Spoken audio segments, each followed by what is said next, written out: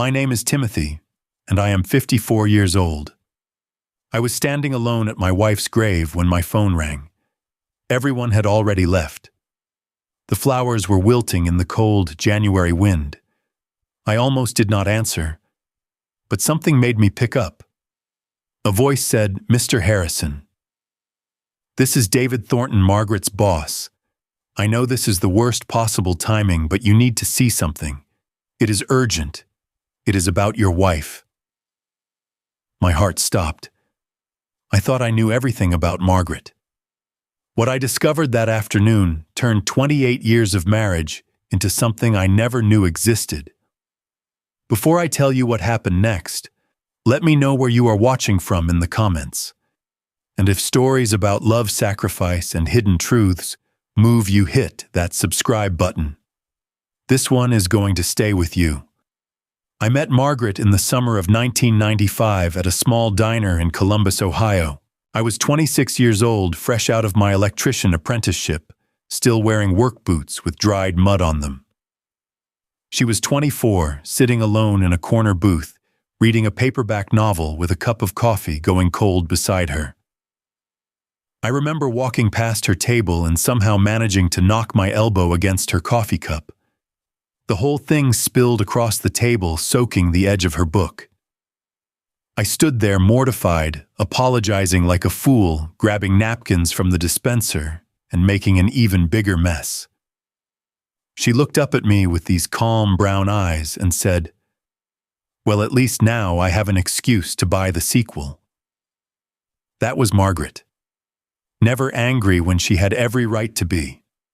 Always finding the silver lining in a situation that would have made anyone else furious. I offered to buy her another coffee. She said only if I sat down and drank one with her. 3 hours later, the diner was closing, and I still did not want to leave. We talked about everything. Her job as a junior accountant at a small insurance firm. My dreams of starting my own electrical business one day. The way the city looked different at night. The books she loved. The places I wanted to travel but never had the money to visit.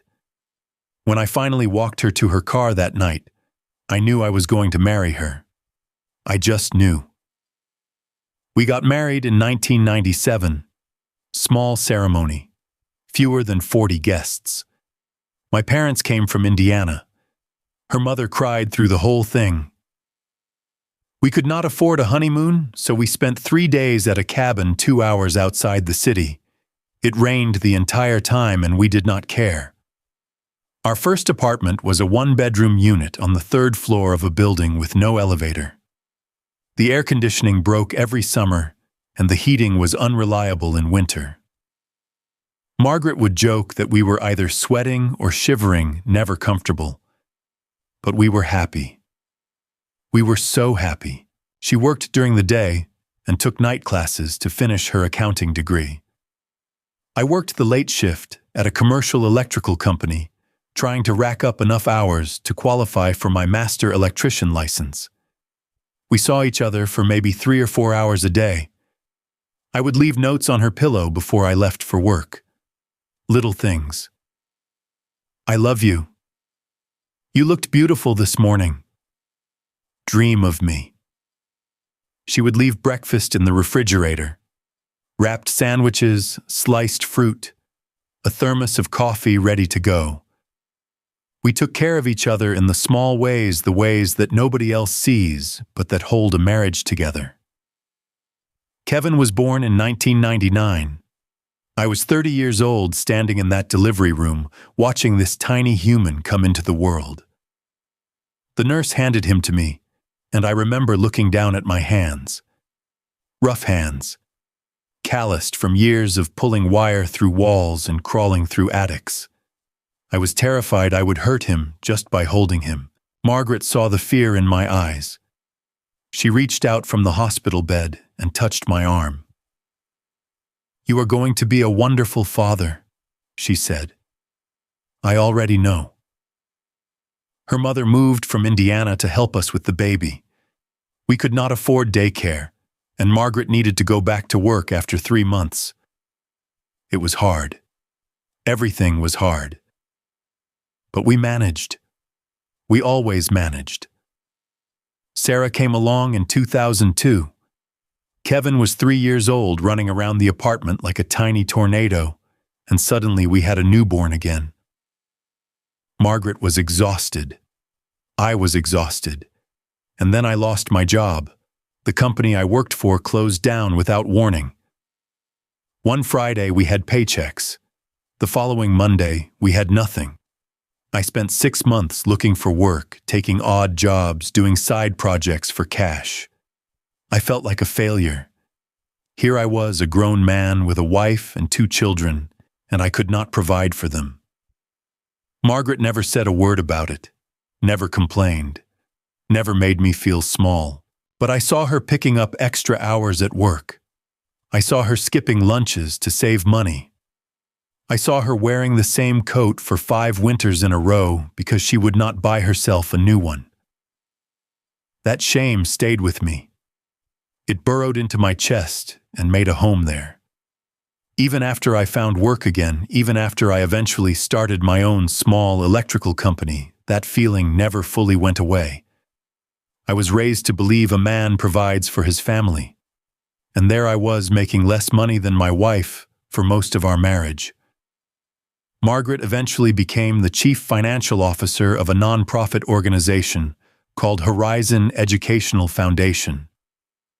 It took her 18 years to climb that ladder. 18 years of late nights and early mornings and weekends spent reviewing budgets. I was proud of her, genuinely proud. But there was always that small voice in the back of my mind whispering that I was not enough. She never made me feel that way. That was all me, all my own insecurity, and I never told her about it because I did not want her to think less of me. So I carried it silently year after year, letting it weigh me down. Kevin grew up fast. He was smart, ambitious, always talking about the big things he was going to do. He went to college on the other side of the country, graduated with a business degree, and got a job in Seattle. We were proud of him. Of course we were. But somewhere along the way, we lost him. The phone calls became less frequent. First once a week, then once a month, then only on holidays, and sometimes not even then. He missed Christmas 2 years in a row.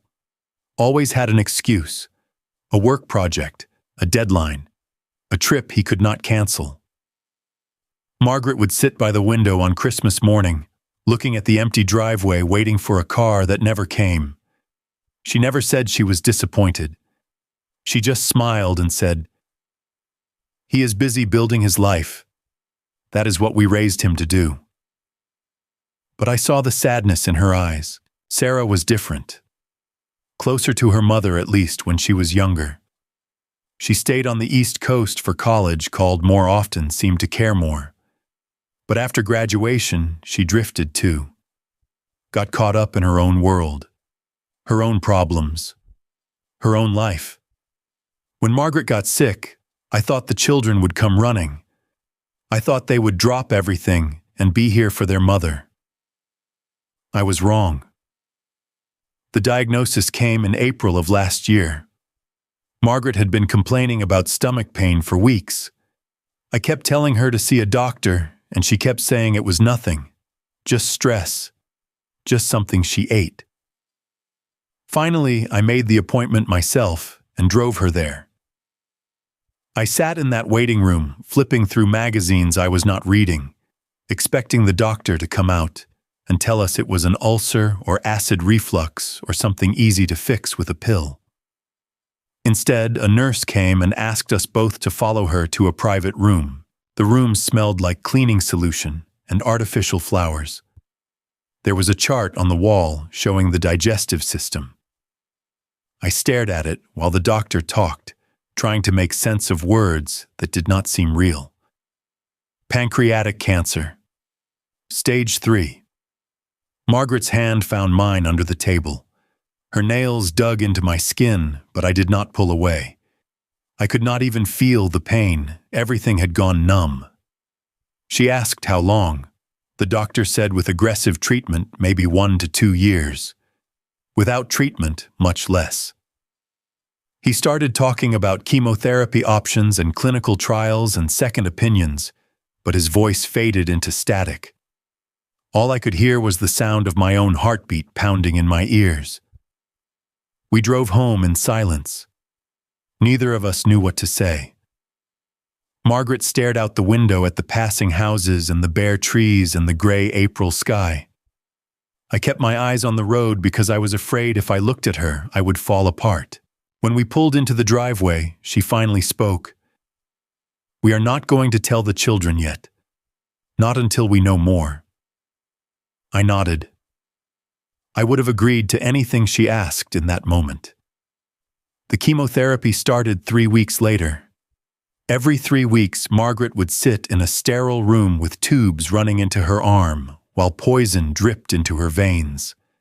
She tried to keep working from home between treatments, answering emails, joining conference calls, reviewing documents.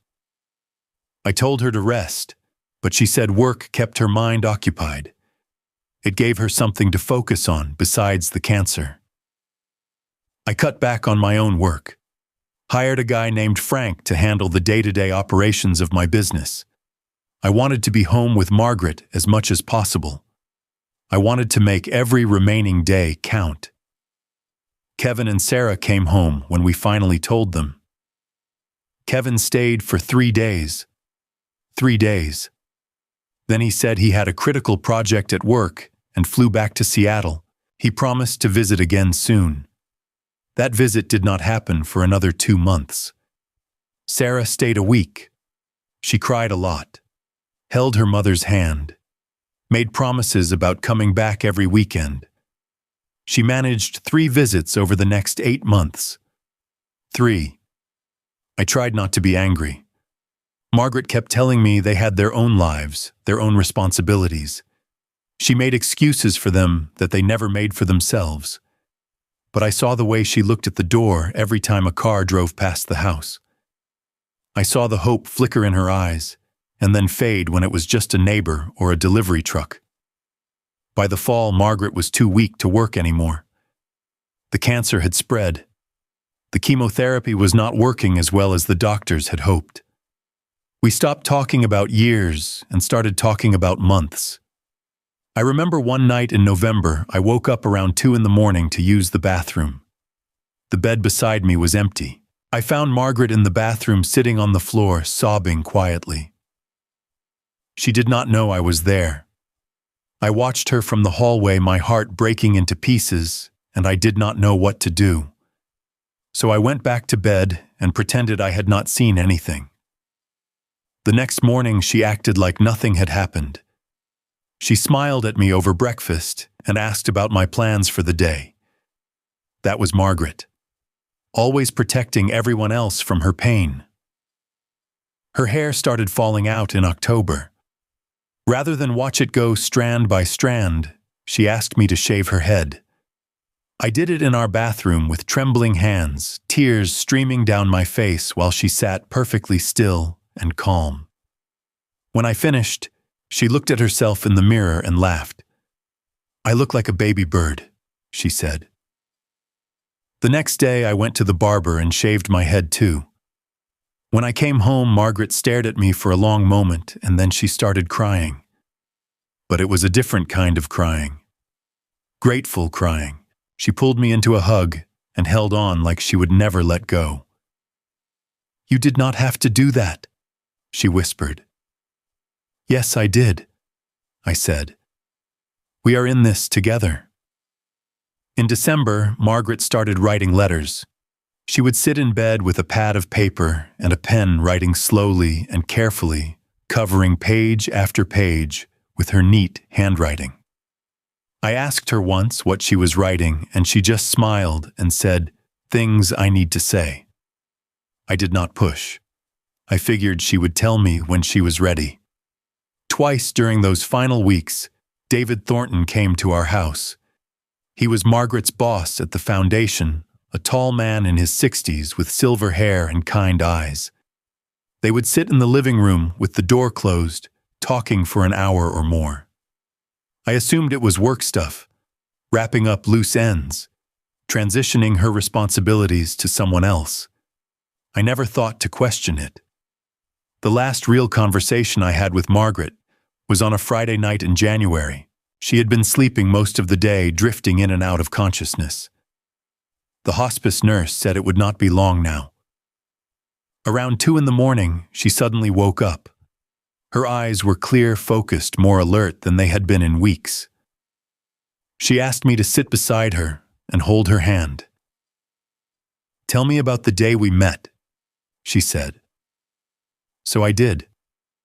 I told her about the coffee spill, about her book getting wet, about the 3 hours we spent talking in that diner booth, about walking her to her car and knowing I was going to marry her.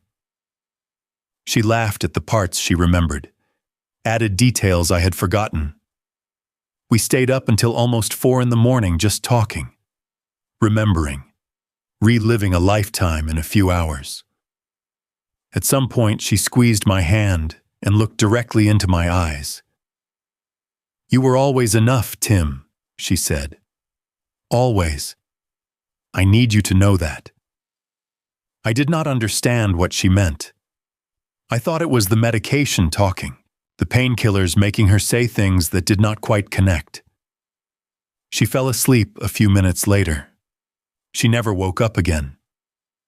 I sat beside her bed until the sun came up, holding her hand, watching her breathe. At 7:43 a.m, the breathing stopped. Just like that. One moment she was there, and the next she was gone. I called Kevin and Sarah. They both caught flights that same day. By evening, we were all together in the house for the first time in years, but it felt wrong, empty. The person who held us all together was gone. The funeral was 3 days later. Over 200 people showed up.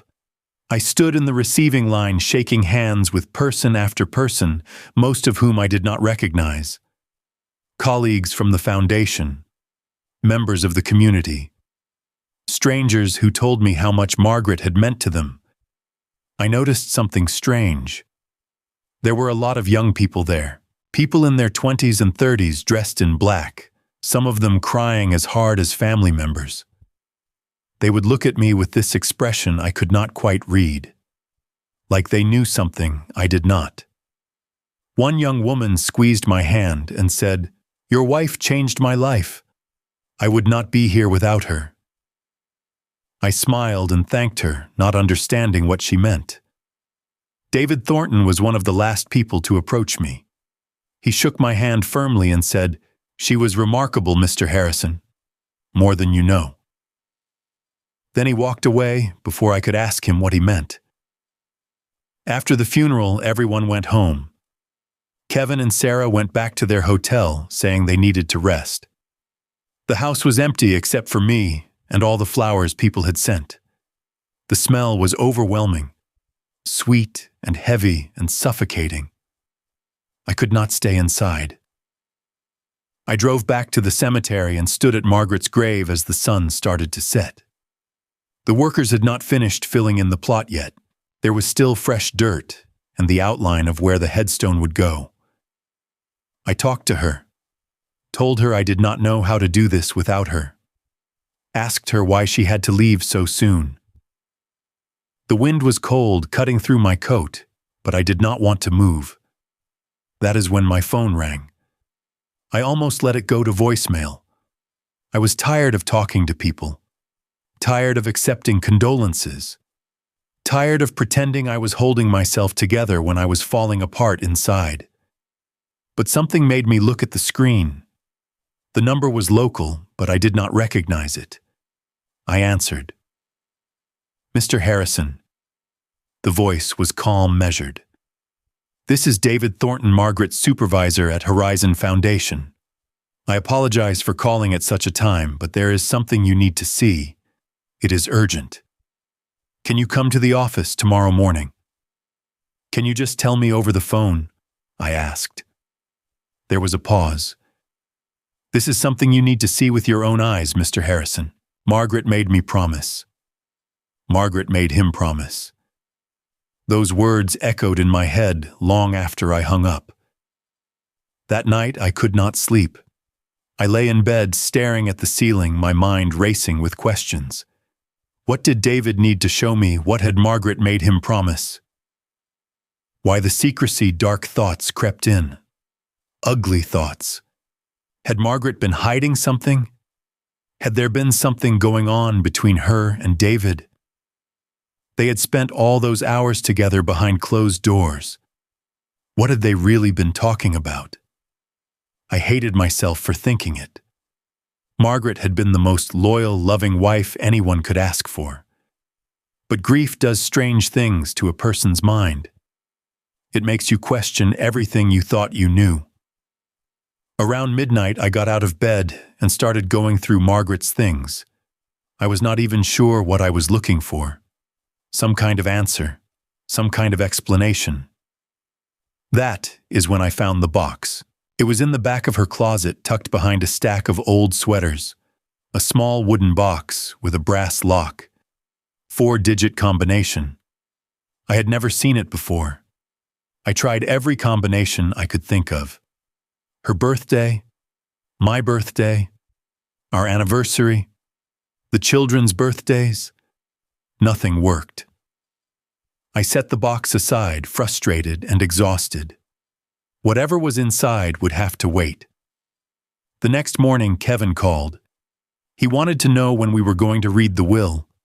He had a flight back to Seattle on Thursday, and he needed to plan accordingly. "Your mother just died," I said, struggling to keep my voice steady. "I know, Dad." He sounded irritated. "I'm just trying to be practical. There are things we need to sort out." I told him we would deal with it after I met with David. Then I hung up before I said something I would regret. The Horizon Educational Foundation was housed in a 3-story brick building downtown. I had never visited Margaret at work, not once in all the years she had been there. It had just never come up. She would tell me about her day, and I would nod and listen, but I had never seen where she actually spent all those hours. The lobby was bright and welcoming, decorated with photos of smiling young people in graduation caps. A receptionist behind the front desk looked up when I walked in, and her face immediately softened with recognition. "Mr. Harrison," she said, "we have heard so much about you. Mrs. Harrison talked about you all the time." That surprised me. I did not think Margaret talked about home at work. I did not think she talked about me. The receptionist led me to the 3rd floor to a corner office with David Thornton's name on the door. She knocked once, then opened it and gestured for me to go inside. David stood up from behind his desk when I entered. The office was modest but warm. Bookshelves lined one wall filled with binders and framed photographs. On another wall, there were dozens of framed letters and certificates. "Thank you for coming," David said, shaking my hand. "Please sit down. Can I get you anything? Water, coffee?" I shook my head and sat in the chair across from his desk. My hands were trembling slightly, but I hoped he did not notice. David sat down slowly, his expression serious. He folded his hands on the desk and looked at me for a long moment before speaking. "Mr. Harrison, what I'm about to show you, Margaret made me promise to reveal this only after she was gone. She wanted you to understand, but she was afraid of how you would react while she was still alive." My stomach dropped. "What do you mean? What was she afraid of?" David reached into his desk drawer and pulled out a thick folder. He set it on the desk between us. 15 years ago, your wife started something remarkable. Something she never told anyone outside of this office. Not even you." David opened the folder and turned it so I could see the contents. Inside were spreadsheets, bank statements, photographs of young people I did not recognize, and stacks of letters. Your wife created a scholarship fund, David said. She called it the Harrison Family Education Fund, but she asked us never to publicize it under that name. She wanted to remain anonymous to the recipients. I stared at the papers, trying to make sense of what I was seeing. A scholarship fund for students from low-income families who could not afford college. Over the past 15 years, Margaret personally funded 237 scholarships, full tuition books, sometimes even living expenses. The number hit me like a physical blow. 237 students. That was more than a classroom. That was a small army of young people whose lives had been changed by my wife. How? I managed to ask. We were not wealthy. We struggled sometimes. Where did the money come from? David's expression was gentle but serious. Your wife used her annual bonuses, all of them for 15 years. She also took on extra consulting work on weekends, projects she never put through the foundation's payroll. She worked for free and donated what she would have been paid directly into the scholarship fund. I thought about all those weekends Margaret had said she was working on special projects. All those times she had come home late from meetings I thought were just part of her job. She also lived extremely frugally, David continued. She drove the same car for 12 years when she could have afforded something newer. She rarely bought new clothes for herself. She brought lunch from home every single day. I remembered all of it. Margaret saying she did not need a new coat. Margaret insisting we did not need a bigger house. Margaret turning down vacation plans because she wanted to save that money for later. The total amount your wife donated over 15 years, David said, looking down at one of the spreadsheets, is $417,000. The number hung in the air between us. $400,000. A sum that seemed impossible. How had she done it without me knowing? How had she hidden that much money? Why? I asked, and my voice cracked. Why did she not tell me? David reached into the folder again and pulled out an envelope. It was cream-colored with my name written on the front in Margaret's handwriting. She asked me to give you this, he said. And there is more I need to show you. But she wanted you to read this first. I took the envelope with hands that were no longer just trembling. They were shaking visibly. David stood up and walked to the window, giving me privacy. I opened the envelope and unfolded the letter inside. My dearest Tim, if you are reading this, I am gone and David has kept his promise. I am sorry I never told you about the scholarship fund. Not because I did not trust you, but because I knew you too well. You have carried a weight on your shoulders our entire marriage. The weight of believing you were not providing enough. I saw it in your eyes every time I got a raise and you did not. I felt it in the way you worked extra shifts even when your back was screaming at you to stop. You measured your worth as a husband and father in dollars, and it broke my heart because you never saw what I saw. I saw a man who held our babies with such tenderness that I fell in love with him all over again every time. I saw a man who never missed a single school play, even when it meant turning down overtime. I saw a man who learned to braid his daughter's hair from YouTube videos because I was working late and she needed her hair done for picture day. I saw a man who left notes on my pillow even after 20 years of marriage, a man who shaved his head so I would not feel alone when I lost my hair. You were always enough, Tim. Always. The problem was that you could not see it, and nothing I said seemed to convince you. The scholarship fund was my way of paying forward the love you gave our family. Every student I helped, I thought of Kevin and Sarah. I thought of how lucky they were to have a father like you, even if they did not always appreciate it.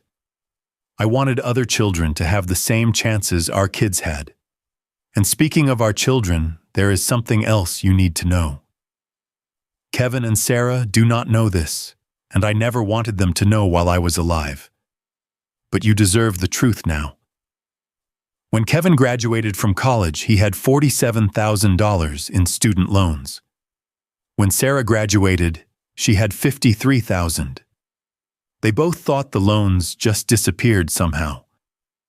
Kevin probably assumed his company had some kind of debt relief program. Sarah probably thought the university made some error in her favor. I paid off their loans, Tim. All of it. $100,000 over 5 years.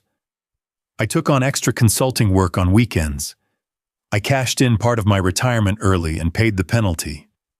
I wanted them to start their adult lives without that burden weighing them down the way financial worries had weighed us down in our early years. They never knew. And I never told you because I knew you would have insisted on helping, on sacrificing your own retirement savings, on working even longer hours. I could not let you do that. You had given enough. This was my gift to give. Tim, I know what you are thinking right now. You are angry at the kids for not appreciating what was done for them. But please do not be. They are young. They do not understand sacrifice yet. One day they will. The reason I am telling you this is not to make you angry. It is to set you free. For years you felt like you were not enough because you could not give them everything. But together we did give them everything. Your love, my savings, our combined sacrifice. We were a team, Tim. We always were. The last thing I ask of you is this: do not spend the rest of your life being angry at Kevin and Sarah. But also do not let them take you for granted. You deserve to be valued. You deserve to be seen. If they cannot give you that, it is okay to create some distance.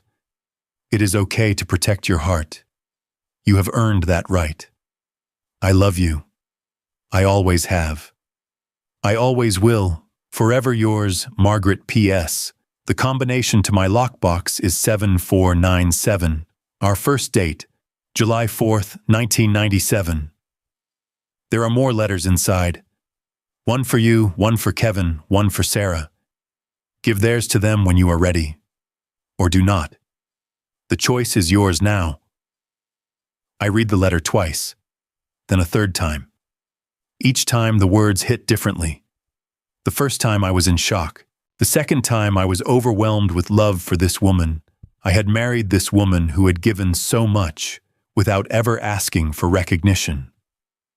The third time I was angry. Not at Margaret.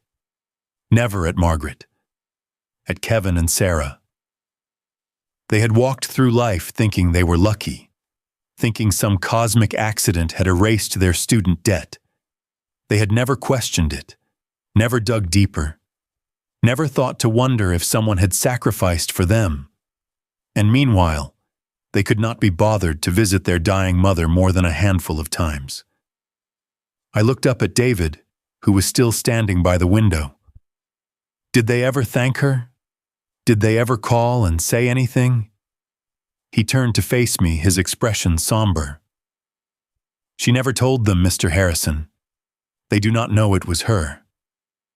They just accepted it. They just moved on. David nodded slowly. That was what she wanted. She did not want their gratitude.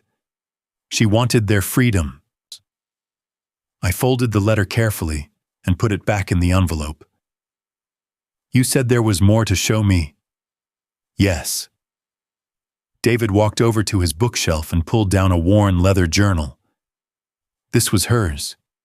She kept records of every student she helped. Photos, updates, letters they sent her. I think she would want you to see it. David placed the journal on the desk in front of me. The leather was soft, from years of handling, the spine cracked in several places. I could see the edges of photographs sticking out from between the pages. Margaret updated this every few months, David said.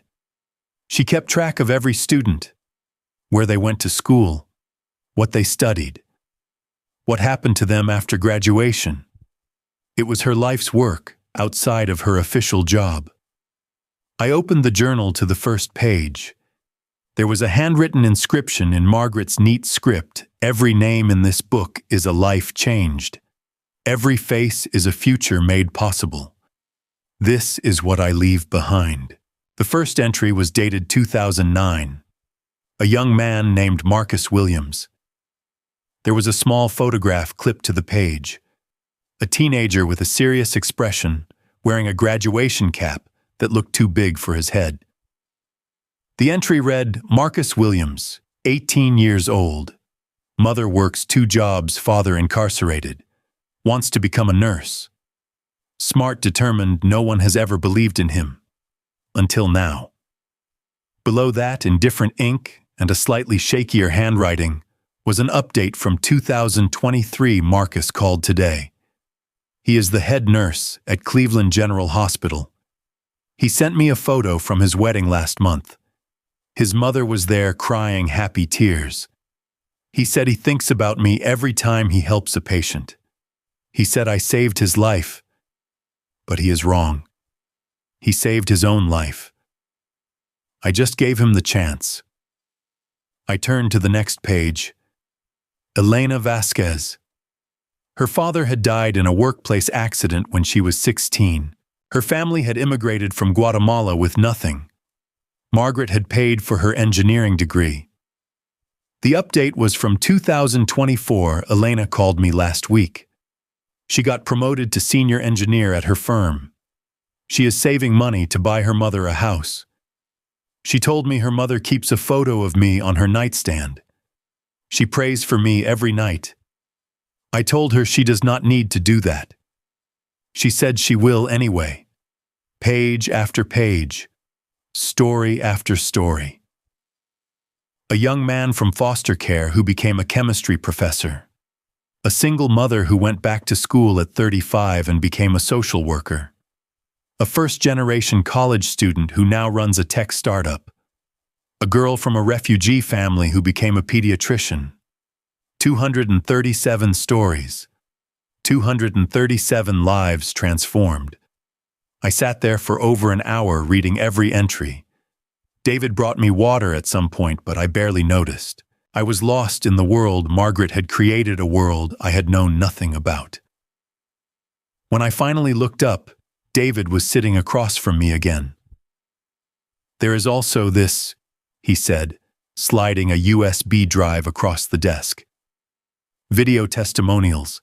Students she helped over the years. They recorded these for her birthday 2 years ago. It was supposed to be a surprise, but then she got sick and we never had the chance to show her properly." I took the USB drive. It felt impossibly heavy in my hand, like it contained more than just data. It contained proof. Proof that my wife had been a different person than I knew. A bigger person. A better person. Why did she hide all of this from me? I asked again. I knew the answer from her letter, but I needed to hear it from someone else. David leaned forward, his voice gentle. "She told me once that you were the most generous man she had ever known. That you gave everything you had to your family. She said you would have given your own food, your own sleep, your own health, to make sure she had what she needed. That is what a husband does. That is exactly what she said you would say." David smiled sadly. "She did not want you to sacrifice for this. She knew you would have insisted on helping, on contributing. She knew it would have made you work even harder, maybe damaged your health, definitely added stress to your life. So she carried it alone. Because she loved you too much to let you carry it with her." I drove home in a daze. The journal sat on the passenger seat beside me. The USB drive was in my pocket. Margaret's letter was pressed against my chest inside my coat. When I got home, I went straight to the closet and found the wooden box. 7497. Our first date. July 4th, 1997. I should have thought of that. The lock clicked open. Inside were 3 envelopes. One with my name, one with Kevin's name, one with Sarah's name. There was also a stack of photographs, held together with a rubber band, and an old pressed flower from our wedding bouquet. I picked up the photograph on top, our wedding day. Margaret and I, young and hopeful, standing on the church steps. She was looking at the camera, but I was looking at her. I remembered that moment. The photographer had told us both to look forward, but I could not take my eyes off my bride. I set the photographs aside and picked up Kevin's envelope, then Sarah's. I held them in my hands, feeling the weight of Margaret's final words to her children. Give theirs to them when you are ready, or do not. The choice is yours now. The choice was mine, but I was not ready to make it. Not yet. First, I needed to see who my children really were. That night, I plugged the USB drive into my laptop and started watching the videos. There were dozens of them. Young people sitting in dorm rooms, offices, living rooms. Some were alone. Some had families with them. All of them were talking about Margaret. The first video was from a young Vietnamese woman. She had dark hair pulled back in a ponytail and tears already streaming down her face. "Mrs. Harrison," she said, "my parents came to America with nothing. They worked in nail salons 12 hours a day, 7 days a week for 15 years. When I got accepted to college, they cried. Not because they were happy, because they knew they could not afford it. They had saved everything they could, and it was still not enough." She paused to wipe her eyes. "Then your scholarship came. I did not know who you were.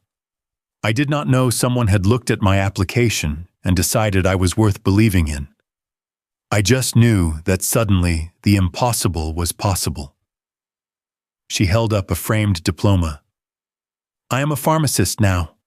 I work at a hospital downtown. My parents finally retired last year. They spend their time gardening and playing with their grandchildren.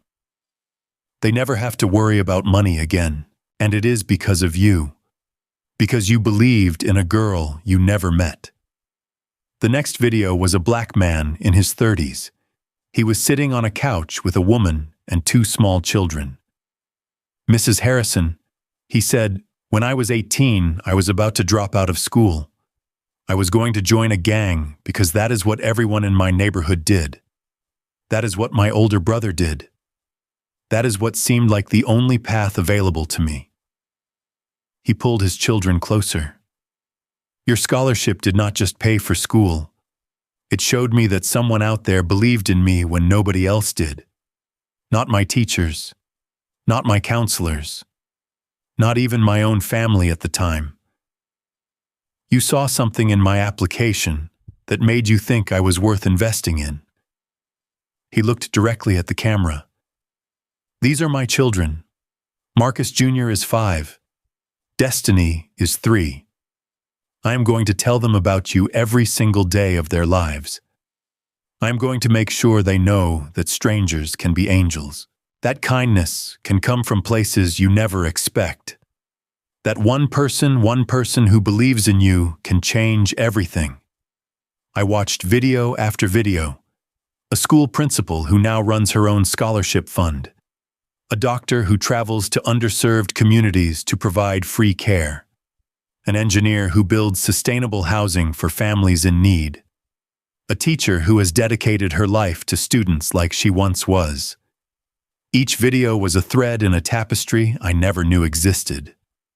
Margaret had woven these lives together, had connected all these futures, and she had done it quietly, secretly, without ever asking for thanks or recognition. And then there was our family. Kevin, who could not bother to visit his dying mother because of work deadlines. Sarah, who made promises she did not keep, and then acted surprised when Margaret was gone. The contrast was unbearable. I closed the laptop and sat in the dark living room for a long time. I thought about what Margaret had asked. Do not spend the rest of your life being angry at Kevin and Sarah. I was trying. I really was. But the anger was there burning in my chest, like a coal that would not go out. The reading of the will happened 3 days later at a lawyer's office downtown. Kevin and Sarah sat across from me looking impatient. Kevin kept checking his watch. Sarah kept looking at her phone. The lawyer read through the standard items. The house stayed with me. Some jewelry and personal items went to the children. A modest life insurance policy would be divided 3 ways, and then she got to the rest. The remainder of the estate, the lawyer said, including all investment accounts and remaining savings totaling approximately $270,000, is to be donated to the Harrison Family Education Fund, administered by the Horizon Educational Foundation. Kevin's head snapped up. What? The Harrison Family Education Fund, the lawyer repeated. It appears to be a scholarship program your mother established. She left our inheritance to a scholarship fund. Kevin stood up, his face red. That is insane. Dad, did you know about this? I looked at my son, really looked at him. This was the boy I had taught to ride a bicycle, the boy whose scrapes I had bandaged and whose nightmares I had chased away. Now he was a grown man, angry because his dying mother had not left him enough money. Sit down, Kevin, I said quietly. No, this is ridiculous. We should contest this.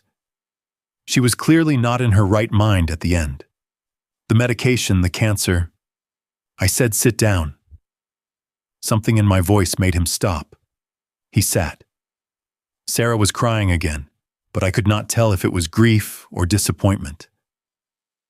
I do not understand, she said. Mom always said she would take care of us. Why would she give our money to strangers? Your money, I repeated. That is interesting. Because I was not aware you had earned any of that money, Dad. Your mother worked for 40 years. She sacrificed more than you will ever know, and her last wish was to help young people who needed it. People who could not afford an education without help. I paused. People like you once were. Kevin frowned. What is that supposed to mean? I looked at both of them, my children, my flesh and blood, strangers. We need to talk, back at the house. There are things you need to know. We sat in the living room, the same living room where Margaret used to read her books in the evening, the same room where she would wait by the window, hoping to see one of their cars in the driveway. Kevin and Sarah sat on the couch opposite me. They both looked uncomfortable. Good. Before your mother died, I began. She asked her boss to tell me something she had kept secret for 15 years.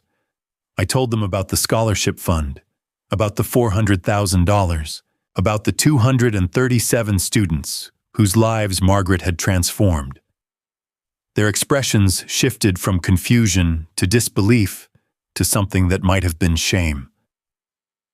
She worked weekends without pay, I continued.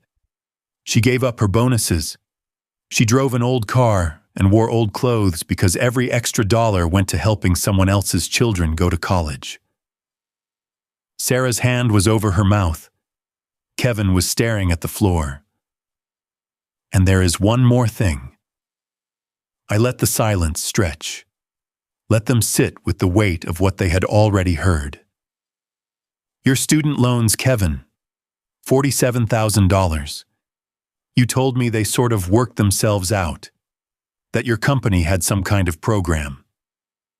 Kevin looked up, his face pale. There was no program. Your mother paid them off. Every penny. And Sarah. I turned to my daughter. $53,000. You thought there was some scholarship you did not know about, some administrative error in your favor. She was shaking her head, tears streaming down her cheeks. It was not an error. It was your mother. She cashed in part of her retirement early. She paid the penalty. She worked extra jobs on weekends. She did it so both of you could start your adult lives without debt. "I did not know," Sarah whispered. "I swear I did not know." "Of course you did not know. She never told you. She never wanted credit. She just wanted you to be free." Kevin's voice was hoarse. "Why are you telling us this now?" "Because you need to understand what your mother sacrificed for you, and you need to understand what you gave her in return." I stood up. 28 years of marriage, 28 years of watching this family grow, 28 years of biting my tongue when I should have spoken up. Your mother was dying. 8 months. She had 8 months from diagnosis to death. And you, Kevin, came home twice. Twice in 8 months. You could not take a week off for your dying mother, but you can apparently take time off for every work conference and golf trip your company organizes. Dad, you do not understand. I understand perfectly. Your job was more important. Just like it was more important than Christmas 2 years in a row. Just like it was more important than your mother's 60th birthday. Just like it is more important than everything except what you want. Kevin opened his mouth to respond, then closed it again. There was nothing he could say. I turned to Sarah. "And you? You promised you would be here. You said I will come every week, Mom, every week. How many weeks did you actually come?" "I tried, Dad. I really did." "You came 3 times in 8 months. 3 times. Meanwhile, strangers your mother had never met were sending her videos telling her she changed their lives. Her former scholarship recipients cared more about her than her own children." Sarah was sobbing now, real deep sobs that shook her whole body. "You did not just fail her. You broke her heart. She never said anything because that was not who she was. But I saw her face every time she looked at the empty driveway. I saw the hope in her eyes every time a car drove past. And I saw that hope die over and over again because neither of you could be bothered to show up." The room was silent except for Sarah's crying. I took a breath, steadied myself. "Your mother asked me not to be angry at you. She said you are young. She said you do not understand sacrifice yet. And I have tried. God knows I have tried. But here is what I have decided." I looked at each of them in turn. "I love you both. I always will. You are my children, and nothing will change that. But I will not spend the rest of my life waiting by the phone for calls that never come. I will not sit at an empty dinner table on Thanksgiving making excuses for you to myself. I will not pretend that everything is fine when it is not." Kevin started to speak, but I held up my hand. "You want to be part of my life? You earn it. You call me every week. Not when you need something. Not when it is convenient. Every week. You visit at least 3 times a year. You show up. You put in the effort. You act like I matter because I do. I am your father. I raised you. I sacrificed for you. And I deserve better than what you have given me." Sarah nodded through her tears. "You do, Dad. You deserve so much better. If you cannot do that, then I understand. You are adults. You make your own choices. But so do I. And my choice is to protect my heart. I have lost enough. I will not lose my dignity, too." I reached into my pocket and pulled out the 2 envelopes. "Your mother wrote these for you. She wanted you to have them. Read them when you are ready. Or do not. The choice is yours now." I set the letters on the coffee table and walked out of the room, up the stairs. Into the bedroom Margaret and I had shared for 23 years. I closed the door behind me and sat on the edge of the bed. I could hear Sarah crying downstairs. I could hear Kevin's voice low and strained. I did not know if they were reading the letters yet. I did not know if what I had said would change anything. but I had said it. After years of silence, I had finally said it. Margaret had asked me to protect my heart, and that is exactly what I had done. An hour passed, maybe 2. I lost track of time. There was a knock at the bedroom door, then Sarah's voice, small and uncertain. "Dad, can we come in?" I opened the door. Both of them were standing there. Their eyes were red and swollen. Kevin was holding his letter in his hand, the paper crumpled slightly from being gripped too tightly. "We read them," Sarah said. "Mom's letters." I stepped aside and let them in. We sat together on the bed where Margaret had taken her last breath. Sarah spoke first. "Mom wrote about the day I was born. She said she had always wanted a daughter ever since she was a little girl. She said when she held me for the first time, she felt like her life was complete." She wiped her eyes. "She said she never needed me to be successful. She just needed me to be kind. She said she hoped I would find my way back to kindness." Sarah looked at me with an expression I had not seen since she was a child. Vulnerable, open, ashamed. "I have not been kind, Dad. I have been selfish and thoughtless, and I took her for granted, and now she is gone and I can never tell her I am sorry." I reached over and took her hand. "You can tell her. She will hear you." Kevin cleared his throat. His voice was rough. "Mom wrote about teaching me to read. She said she would sit with me every night before bed, sounding out words, making up silly voices for the characters. She said those were some of the happiest hours of her life." He stared at the letter in his hands. "She said I was the answer to her prayers, her firstborn, her little man. She said she used to sneak into my room at night just to watch me sleep." A tear rolled down his cheek. He did not wipe it away. "She said she knew I would do great things, but she hoped I would not forget the little things. The phone calls, the visits, the ordinary moments that make a life." He looked up at me. "I forgot Dad. I forgot everything that mattered." "Yes, you did. I'm sorry." His voice broke. "I am so sorry. For everything. For the missed Christmases and the excuses and the way I acted at the lawyer's office. I was wrong. I have been wrong for a long time." Sarah grabbed my other hand. "We are going to do better, Dad. Both of us. I know we have said that before, and we did not follow through. But this time is different. I am moving back here. I already started looking at apartments in the city. I want to be close to you. I want to actually be your daughter, not just someone who calls on your birthday." Kevin nodded. "I am going to talk to my company about transferring to the East Coast office. It means less money, probably a step down in position. I do not care. I have been chasing the wrong things. Mom's letter made me see that." I looked at my children, really looked at them.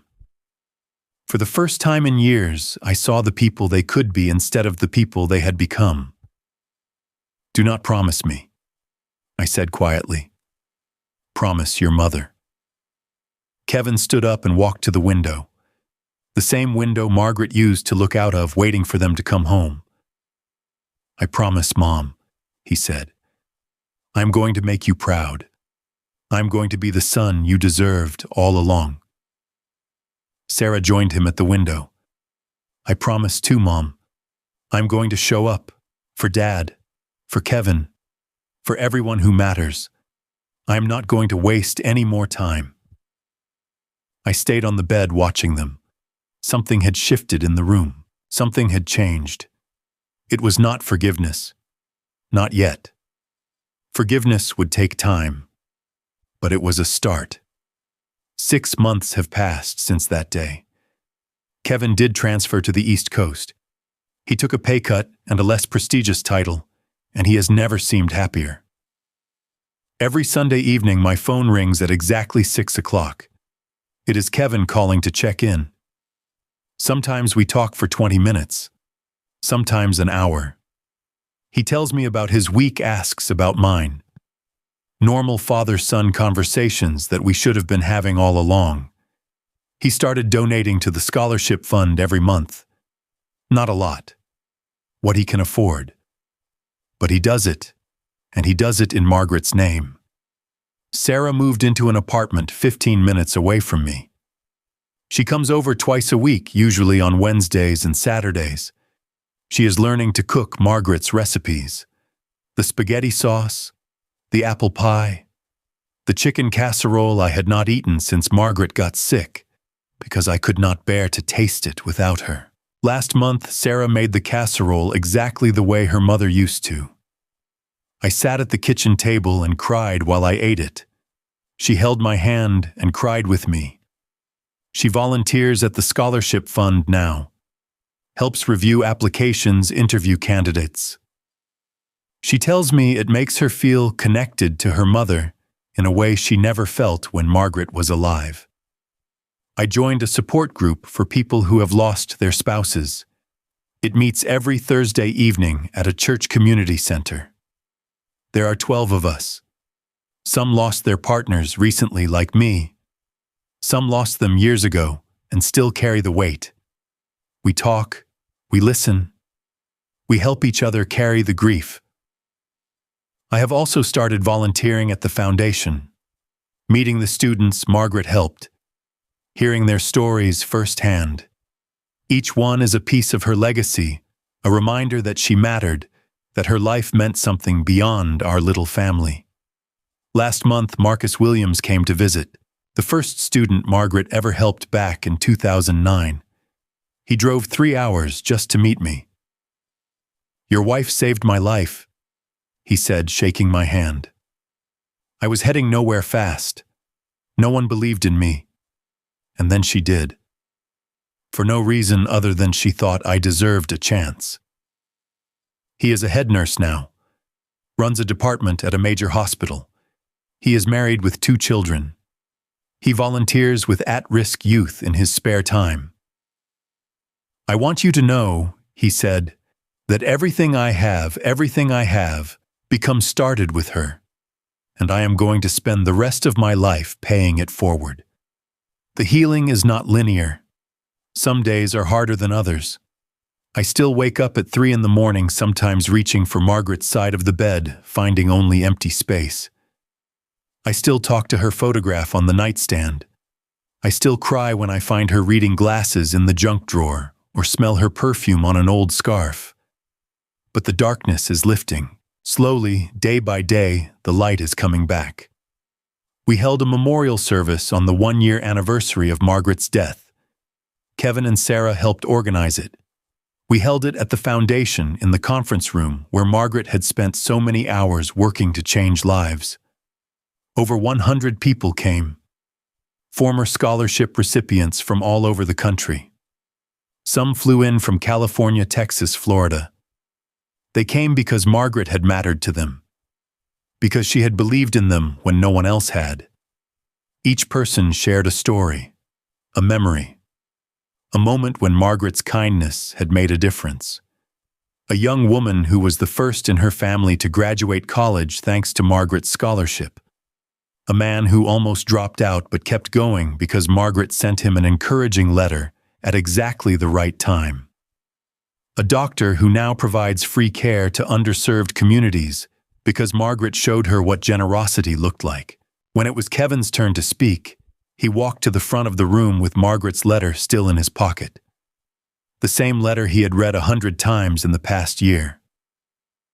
"I did not know my mother," he said. "Not really. I thought I did, but I was wrong. I saw her as my mom, the person who made dinner and asked about my day and worried when I did not call. I did not see her as a person with her own dreams, her own mission, her own secret life of helping others." He paused to steady himself. She changed 237 lives with her scholarships. She changed thousands more through the people she inspired. And I, her own son, almost missed all of it. I was too busy, too focused on my career, too wrapped up in my own life to see who she really was. He looked at me. My mother taught me something I will carry for the rest of my life. She taught me that love is not about what you say. It is about what you do when no one is watching.